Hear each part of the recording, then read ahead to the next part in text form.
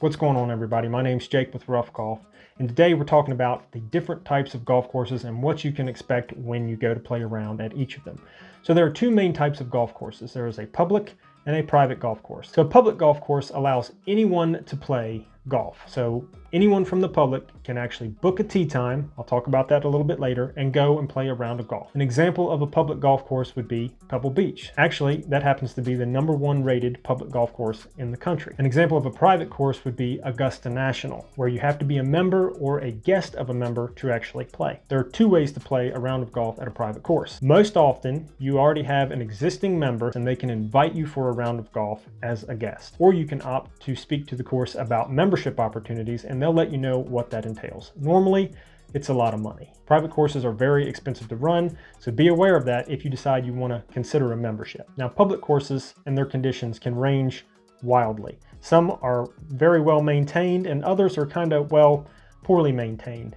But being that it's a public course doesn't necessarily mean that it's a bad course or that the course is in disrepair. It just means that the public is able to play on it. An example of that would be Pebble Beach. It's a very, very nice golf course and it's very well maintained. So most public and private golf courses have a similar setup, okay? They're all gonna have the course itself, which can consist of 9 holes, 18 holes, and some courses even have 27 holes, which is really just 3 9-hole sections grouped together. They also have a putting green, which is an area where you can practice your putting, normally by the clubhouse, aka pro shop, and then they have a driving range or practice range. What is a tee time? Most courses require you to book a tee time so that you can get out there and play your round of golf. And all a tee time is a specific time window that you have to get out there and begin your round of golf. Most courses like to stagger their tee time so that you can tee off at, say, 8 a.m. and then the next group behind you will tee off at maybe 8:07 or 8:10. The purpose of the tee time is to stagger play so that you can have as many golfers out on the course as possible without everybody running into each other. What are greens fees? Greens fees are a fee that you have to pay to play out there on the course. And these fees go to the upkeep, maintenance, and salaries of everyone who is part of the golf course. So it's a necessary part of golf. All courses have greens fees. So whether you're playing at a public course or a private course, even if you are a guest, you will be required to pay greens fees.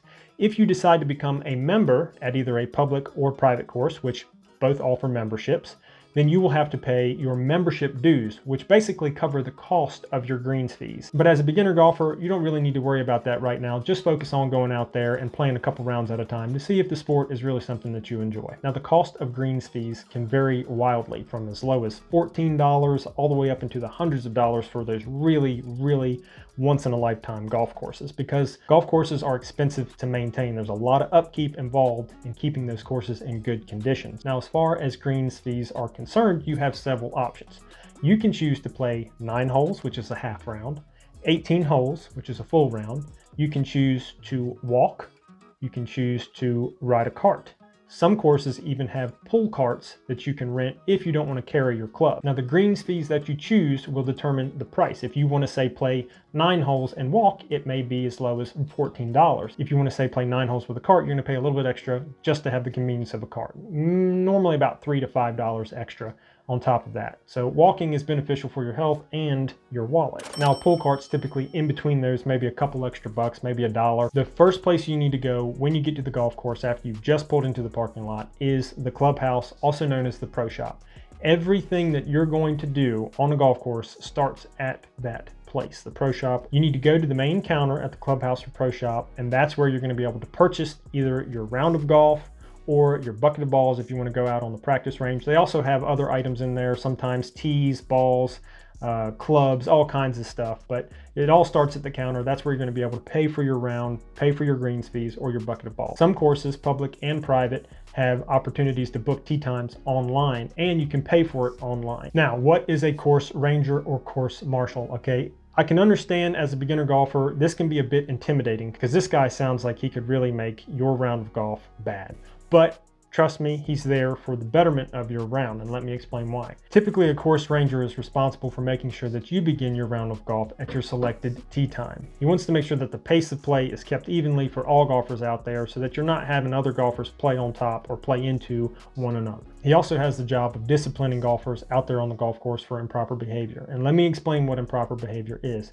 If you're out there and you're blaring your radio, or you're in the middle of the fairway taking selfie shots or something, holding other golfers up behind you, then the course marshal is going to come over to you and say, hey guys, you need to stop doing this, focus on your game of golf, and you're going to get a warning. If you continue to do that and act like a fool out there on the golf course, creating a bad time for everybody involved, then the course marshal may even ask you to leave the course without a refund. So be aware of that. Be respectful of other golfers. And I'm not saying you can't have some music playing. I'm not saying you can't take a picture of yourself swinging if you want to every now and again. Make sure that you consider the other golfers behind you and in front of you so that you're keeping the pace of play good and not jamming anybody up. Guys, if you enjoyed this video, then you should check out this playlist right here. It's full of information for beginner golfers, how to get started in the game of golf so that you look like a pro your first time out. Thank you so much for watching, and as always, keep on swinging.